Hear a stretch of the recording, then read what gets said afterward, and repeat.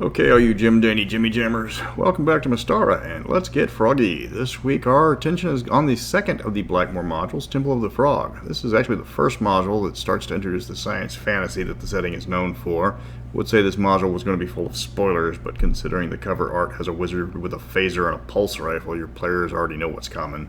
So let's get ready to mix your fantasy with my science fiction. I'm Mr. Welch, and we are looking at Arneson's second version of the first module ever written for Dungeons & Dragons, Temple of the Frog. The version was written in 1987 by Dave Arneson and David J. Ritchie. It's more of an expansion of the original 1975 Temple of the Frog adventure that was in the Blackmoor original D&D book, with an opening part of the dungeon largely intact. The cover art is done by David Beauvoir, I hope I'm pronouncing that right, with Mark Nelson taking care of the interior artwork. The module is rather large compared to other modules in comparison, weighing at 48 pages, and very little of it is wasted. The dungeon is 7 levels, which is huge compared to other dungeons being only about 3 or 4, though the top 2 levels are kind of small in size. Temple of the Frog has less background than the Adventures in Blackmoor's book, but still manages to sneak in some of the original game setting, including a biography on Risa Aylford, the important noble in Blackmoor and the one King Uther has his eyes on for courtship. She's been kidnapped by the strange monks of the Order of the Frog, called the Froggies, and the party gets recruited to bring her back. There is literally 2 pages of exposition where Ruda Malafor and Veslo Meriden, top agents of the Fetch from the previous module, travel to present day to recruit the party. Okay, this is where I break from the storyline briefly, because this just seemed to be like a squandered opportunity to recruit the party.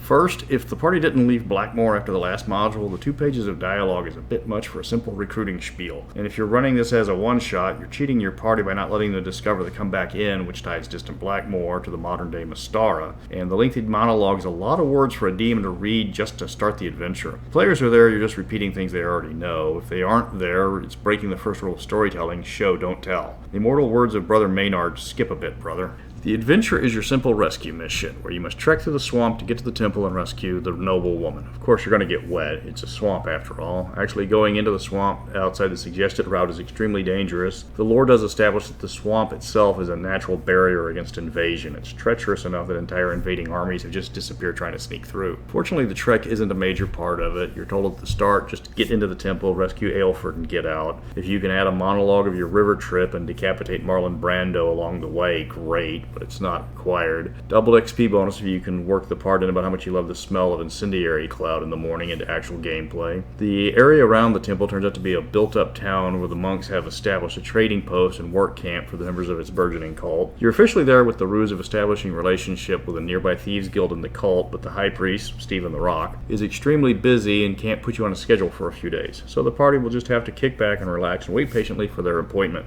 Or just sneak inside like we all know they're going to do anyways. Sneaking in is tricky. There's a lot of cult members and they are heavily armed. Timing and stealth is everything, so if you're the dungeon master, you might want to use the rule cyclopedia skill set. Infiltration and disguise is the best way to go. Bluff works with the low-level cultists, but you can't push your luck.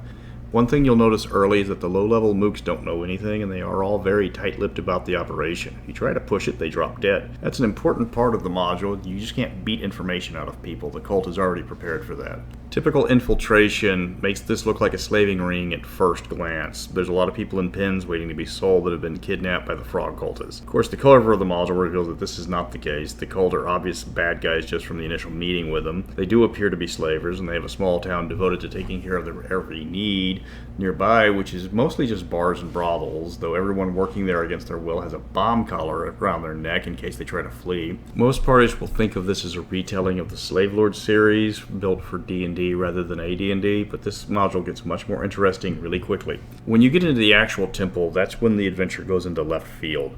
The dungeon itself is actually an escape pod that landed on Mystara after a group of mutineers on a spaceship were defeated and had to get out of there. The aliens that were on the life pod looked kind of like green-skinned humans, and they got to the swamp. They quickly impressed the people that were in the swamp by claiming they were emissaries of the frog god. That's all metagame knowledge, but it's up to the players to act surprised when they come across some technology that the players instantly recognize, but their characters would have no idea what it is.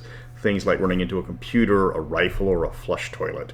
It's a problem with games like this. When you introduce characters in a medieval setting to modern technology, good players will of course roll with the concept of a halfling playing with a cell phone, but newer players might have to be prodded a bit to play along with it.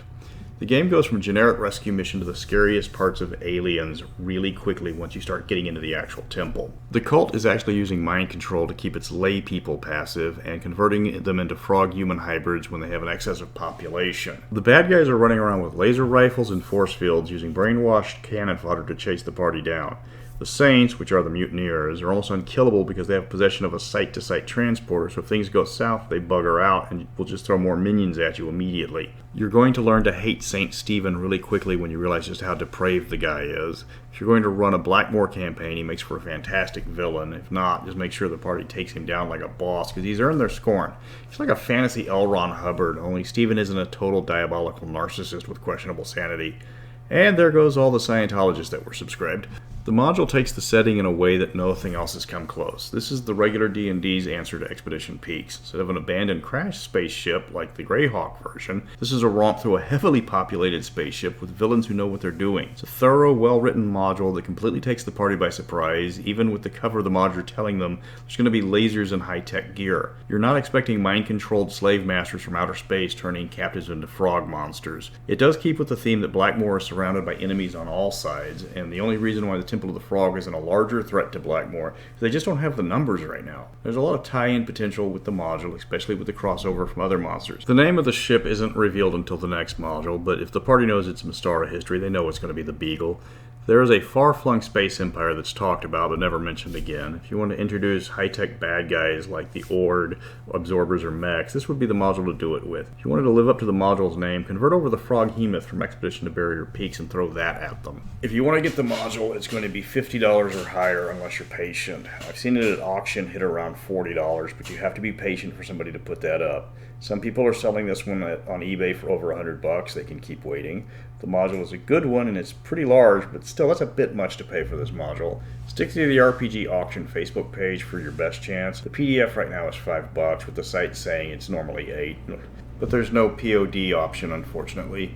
Arneson knew how to write a module, and this is proof of that. This is the first real Blackmoor module in my opinion, and it shows. Adventures in Blackmoor was a weak adventure, bookended by a massive amount of background on either side. This one does have a bit of background, but it's almost all adventure. Skip past the 2-page dialogue designed to start the adventure and just jump into it. Fair warning, the module is quite wordy with several mood shifts in the adventure tone, so if you're going to run it, read through it thoroughly several times before throwing your players at it. Next week is the third book in the Blackmoor series, City of the Gods, where you actually get to go onto the Beagle, the ship that is doomed to destroy all of Blackmoor and the not-so-distant future of the distant past. Guess who gets to explore it? Well, that is unless, of course, you actually try diplomacy, then it turns into a complicated political adventure as you open up formal relations between Captain Riesling and King Uther to establish trade and provide for mutual defense.